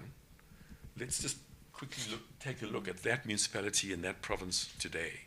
What are they doing? How are they doing their procurement? Have they checked the boxes? Have they done a conflict of interest test? Have they used the information that the Public Service Commission gives them? So every member of the Senior Management Service every year must file a financial disclosure form with the Public Service Commission. That is now automated. The Public Service Commission is now able to look at a number of databases, including the property register, the shareholding register, the directorship register, car dealerships. You know, it can even ask information from the public, not the PIC, but the FIC. Okay. Actually, they can even request information there if they want to do a deep dive into sort of a mini lifestyle audit. And that information, if that process of auditing annual financial disclosures by the PSC raises a red flag, the PSC reports that information to the administrative officer who heads up the department, so the DG or your HOD. Is that information actually used in the appointment of your bid adjudication or evaluation committees, for example? That kind of dipstick test can be done from a central level if you have information systems that speak to each other. And I think that's crucial. That governance ecosystem, we haven't yet addressed that. And I think that patronage network needs to be dismantled by means of transparency, I think, in that sphere of governance. I'm not sure who'd like to take the mic next. Zondile? You're happy? Yeah, I just want to add a couple of little points. The first is, I think we must, on tracking expenditure, I think we must guard against over-regulation, because then, first of all, it's going to require more money because you need to put controllers in place. So then we have to give more money. And secondly, it's going to defocus people from the real work that they need to do. Now, I know in some countries, in Europe, for example, they publish their financial statements. So that could be a possible route to go, as publishing financial statements. At least then you'll be able to see, does the money declared and the money spent, does it match up? Because it's going to be very difficult to hide then. Whether we are ready for that in South Africa or not, I haven't given much thought to, and that is something that we need to apply our minds to. On uncovering past patronages, I think that's going to be very difficult to move backwards. Apart from having whistleblowers and criminal investigations, etc., I don't think we can systematically undo past privileges. What we can do is ensure that future patronage is eliminated. Okay, by future-proofing the financial funding system there. On lobbying and corruption, you're right. Lobbying is as important an issue because people can make laws that benefit specific interest groups. But whether the emphasis on lobbying or corruption, to me, it's either. They are both equally bad. And then the point that Gary makes is a very important point, and that is the governance system needs to be future-proofed as well. Because my gut feel is that the real corruption isn't in the political system, but in the government system. The political system is just high media headlines and that sort of stuff, but I think the real corruption takes place within the governance system, not within the political system.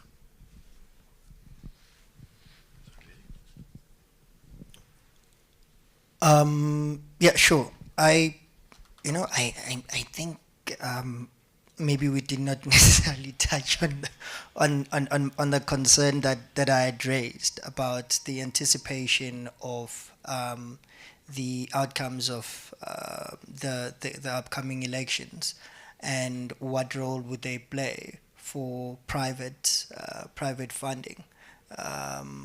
Is there any appetite on that? May I tack onto Sure. your question, Sure. Mazindile, as well, for the last time? Particularly because many people are touting that this will be a year where we see coalitions really expand, possibly even at the national level. And I was involved in a conversation about this yesterday where the question came up, well, if we assume that that could possibly happen, what does that mean for donors? Are donors now going to be less likely to engage following the outcome of the elections and the possibility of coalitions? And is that going to be detrimental to our democracy if we need coalitions, for example?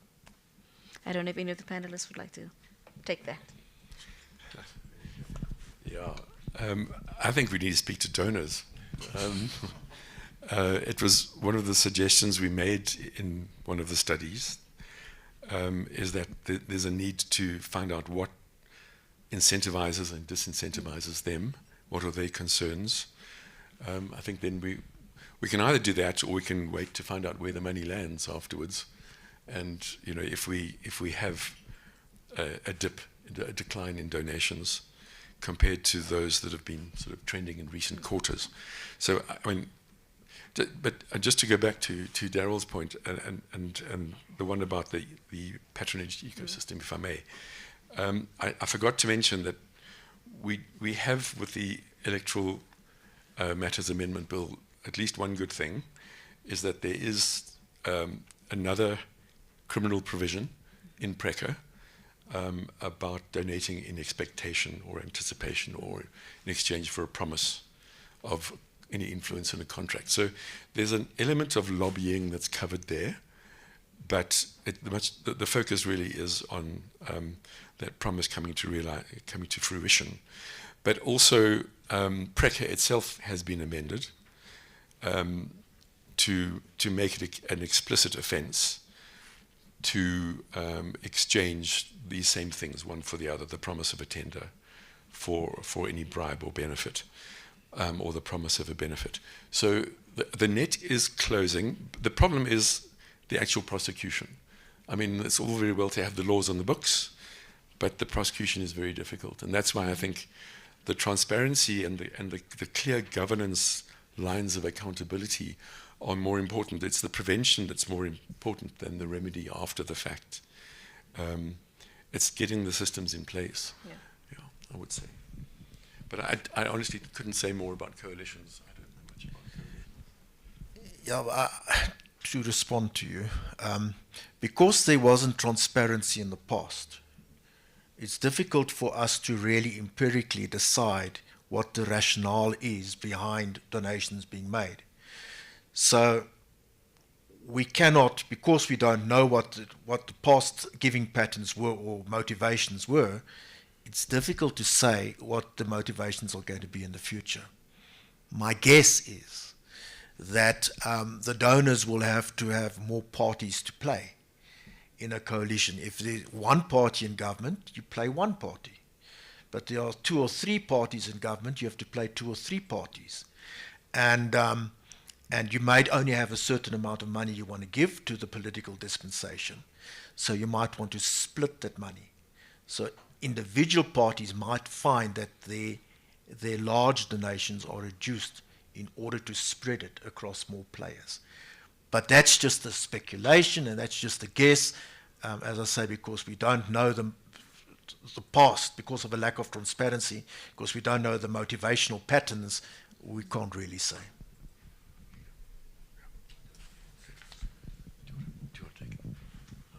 No, I think I'm fine. I'm covered. Thank you so much. As we draw to a close, I will open the floor for one very burning question, if there is one. I think we will take your burning question. Thank you. Just to put you on the spot. Again. Robert included. Okay. Now, the Party Funding Act says, or used to say, 6733. The amendment bill says 9010. If you were each painted in a corner and you cared to give your own personal views and come up with a number, what would that number be? There's 9010, and we know what 9010 looked like. We had 6733, we know how that looked like. With the amendment to the Electoral Act introduced independence, and we're likely to see a change in the electoral system come 2029. What number would you suggest should be considered in determining the funding ratios in the future? I really shouldn't have opened up that can of worms. Thank you for allowing us to end on a controversial note. And it's my want as facilitator to go last in answering that question. And I'll let my esteemed colleagues go first. And starting from the left. We'll start from the left. Thank you. Yeah, I would even confuse it even further and say 50-50, 50 to equitable and 50 to proportional, so that maybe bigger political parties don't get the huge slice of the share. Thanks. I would like to stay with what we had, 6733, and give it a try. I think we've barely begun to let it prove itself or disprove itself as effective or ineffective. And so I would tend to go with that. On the other hand, possibly also tying some of that money to membership fees. I saw this recently, not my own idea, it's a Guardian writer, George Monbiot, who wrote about this last week. And he said it's just a way of rooting political parties in their communities and with their support base. Membership fees will oblige them to communicate with their members on a more regular basis, to meet with them, to provide them with information, to bring them into the decision-making process. And I don't know whether that will work with 6733 or better with 50/50. I'm keeping an open mind, but I think we haven't given the existing framework an opportunity to show itself as workable or really ineffective, and whether we should go to 50/50. As a practitioner that served in both an opposition party and a ruling party, and bearing in mind that there is a slow equalization of the party strength starting to take place, in that the bigger parties are getting small and the smaller parties are getting bigger, I think the sweet spot is the 3367, and I, like Gary, think that we should give that a chance. Well, in closing on that question, I agree that yes, the 6733, we haven't actually given it a fair shot, so it's unclear whether that's the best. However, my gut feeling, and yeah, I must agree with Mazwandile on this, is on the 50/50. Perhaps it's an idealized notion, but a lot of the conversation today has been about how do we make sure that our politics isn't sort of being stolen, it's not being run away with, and how that is done both in private funding and public funding as well. And just as my parting shot, I mean, I think have already a fairly robust public funding, lots of money being pumped in our political parties. Gary already mentioned one space in where we are not seeing the effective delivery of politics through constituency offices, but money is being funneled in that direction. So I would think perhaps a 50/50 split could make that better. But as we are now at the end, and I don't want to keep anybody from the wonderful looking snacks and coffee that we have for you, one or two lines from each of you just to sum up here as parting shot, and then we will officially close. And we'll start again at the end with you, Mazwandile, if you don't mind. Yeah, thanks. So I'm just looking forward to the meeting that we are supposed to have with you guys to discuss the way forward after the signing in of the amendments. So that would be my take. Thanks. I'm having spoken with Robin this morning, I'm hoping that the President will promulgate regulations on the same day that he promulgates the Electoral Matters Amendment Bill, so that we don't have a gap. We don't have a lacuna during which unregulated funding can take place. My parting shot is that we mustn't despair. It's not only South Africa that has these problems. It's an international phenomena, and all over the world these are burning questions. We are not unique. So we must take comfort in that, I think. And then just lastly, just to say to My Vote Counts from our side, and I believe from everybody, thank you very much for this very opportune opportunity and event. And I think this is the starting point for much discussion that needs to take place going forward. Thank you. Absolutely. I think personally, and as I said, very selfishly from my end, I'm highly interested in this. There are many questions that I still have, and I will be bothering all of you about this, especially as we await to hear what will happen with the Electoral Matters Amendment Bill, now law. But thank you so much for your pointed inputs, for the provocations that you have given to us today, particularly about the interplay between public funding and private funding, and how can we actually service the needs and goals of a democracy. Thank you to everybody else for taking time out of your day to be with us here, asking your questions. It's really done a lot, I think, to move this conversation forward. And please don't be scared. In future, MVC will be reaching out to you again. Please take note of all our newsletters, all our events. We would love to see you there again. As I said, there is going to be a recording of this made available. So should you want to look back on this for any points of your own, you are welcome to do so. And before you leave, please do take something from our small refreshments. And we hope to see you again in future. Thank you.